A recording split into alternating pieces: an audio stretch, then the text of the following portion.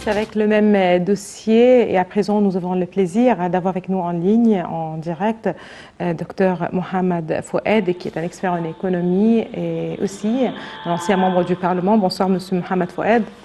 Et bonsoir à vous. Voilà, on parle justement de ce nouveau terminal polyvalent de Tahia Masr qui fait partie à présent du port d'Alexandrie.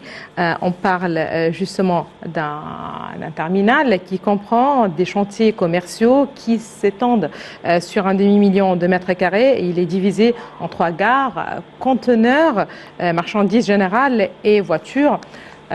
C'est le ministre des Transports qui a précisé la mise en place en fait prochaine de routes logistiques intégrées pour lier ces zones de production au port maritime. Beaucoup de travail, mais aussi une vision très claire de l'importance du port d'Alexandrie et du nouveau terminal.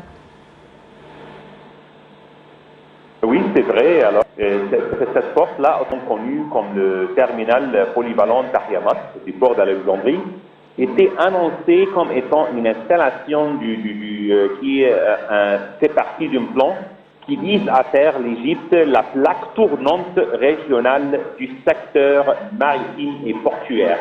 D'accord. Alors, où on a mis cette terminal-là en service le 15 juin, cette terminal-là, pendant cette cérémonie, alors le président Abdel Fattah el-Sisi a noté que ce terminal-là s'aligne sur le plan national de développement des ports égyptiens.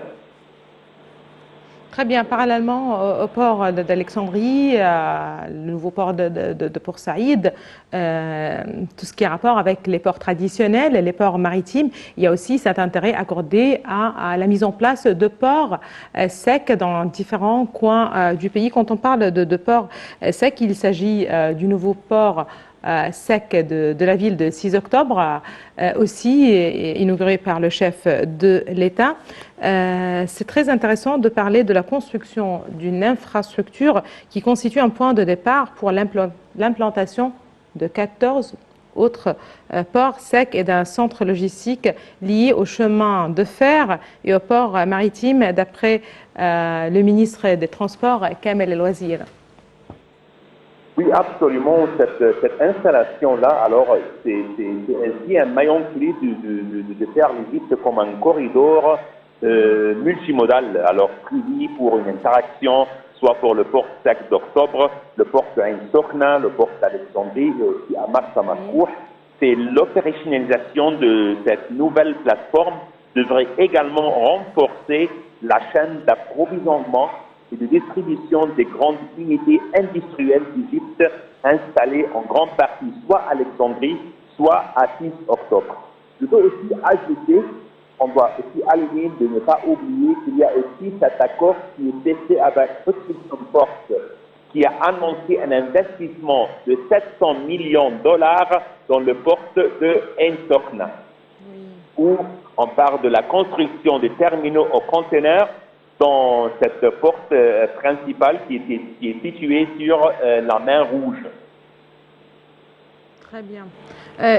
Justement, dans le contexte économique actuel, que ce soit du pays, de l'Égypte ou à l'échelle mondiale, à quel point justement cet intérêt accordé à ces ports, les ports maritimes, les ports secs, cet intérêt puisse-t-il justement jouer à booster, à donner élan à l'économie égyptienne? Alors, l'idée générale, c'est d'offrir l'Égypte comme une destination logistique. Okay, alors, par exemple, c'est soit que la manutention des conteneurs, des marchandises générales, des véhicules, alors aussi qui se joint l'idée de le zone économique de canal de Suez, où on a plusieurs organisations et plusieurs accords. Par exemple, le Premier ministre a déjà reçu l'organisation logistique DHL, par exemple, pour voir l'intérêt des grandes sociétés logistiques à profiter de cette installation logistique dans le pays.